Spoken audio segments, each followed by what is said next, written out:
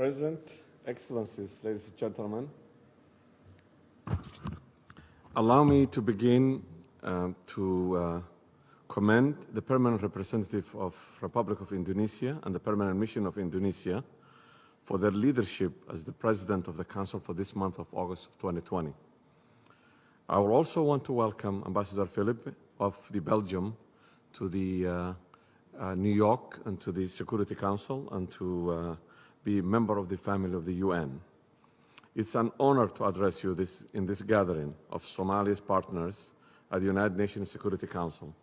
I want to reiterate that Somalia's government is strongly committed to its ambitious peace and state-building agenda. And we are making very clear strides toward achieving inclusive politics, strengthening democracy, and constructing the very rights-based national institutions that are pillars of strong societies.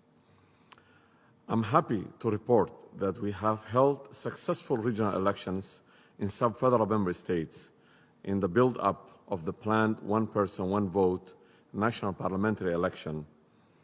And we are determined to facilitate the success of this process through the recently passed electoral bill at the legislatures. Mr. President, the challenge of Somalia has been the monopolization of the legitimate power by few at the expense of the Somali people. Our government, led by His Excellency Mohamed Abdullahi Farmajo, is determined to bring the people of Somalia to the center of their democracy by giving them their historic opportunity to vote on their future path. This is a noble endeavor which will strengthen the civic engagement, public trust in policy, while firmly instilling accountability within the Somali policy.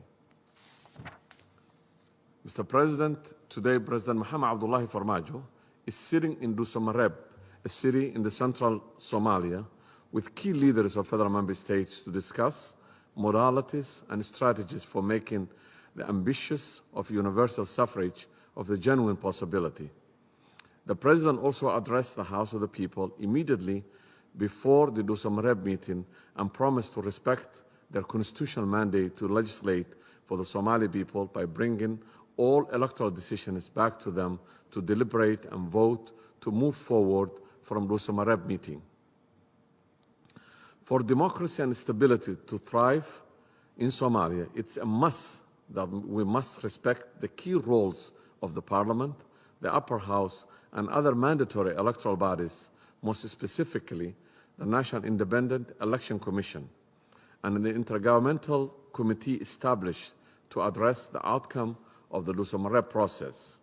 Accordingly, we are determined to move Somalia away from exclusive and exclusionary processes that determine our politics and shackle our people to voicelessness, especially our youth, our women, and our minorities. Of course, in Somalia, we understand that the need for negotiations and consensus building to achieve our democratic goals, and through the federal government's commitment to the Dusamareb process, we have proven this. A stable, democratic, and prosperous Somalia is in the interest of each and every Somali, and the achievement of this will be the best way to celebrate our joint effort with our valuable international partners in delivering a better tomorrow for Somalia and the world.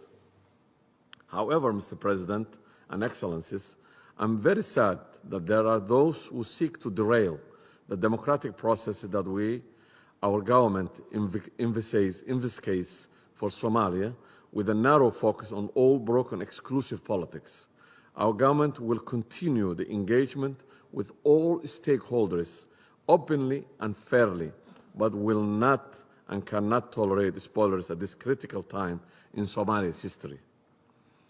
The international community should continue to support and encourage the government programs of inclusive politics and democratization, and it must not give the unjust pressures of the spoilers. Mr. President, security has been our government's focus and the greatest public expenditure since taking office, because achieving other endeavors, including poverty eradication, quality education, climate action, and inclusion, depends on security. Today, we are building a well-trained armed forces, rights-based security, and accountable security institutions to take over the responsibility of securing Somalia. Our government, in partnership with AMISOM and other key international supporters, is working hard to achieve this through the transition plan in line with the national security architecture.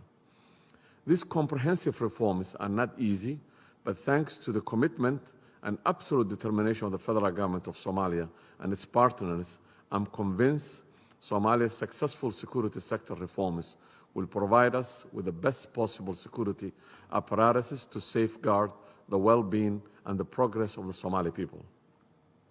Mr. President, the government of Somalia is working hard with its people to build a more sustainable future free from poverty with strong social protections.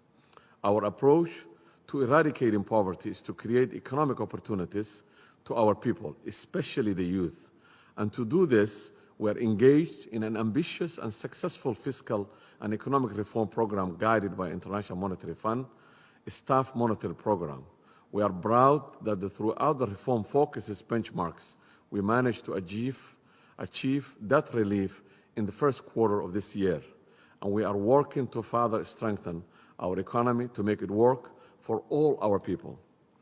A key benefit of debt relief has been renewed confidence in Somalia's ability to change and the access to grant resources which have been proven valuable through the COVID-19 pandemics. In conclusion, Mr. President, the Somali federal government is absolutely committed to the socio-economic, political reforms and to improve the lives of the Somali people. It's our mandate and duty to do the heavy lifting to deliver stability, inclusive politics, and opportunities for our people by working closely with our international partners. This is a commitment that we will continue and deliver on, God permit. I thank you all, and thanks for your partnership and friendship.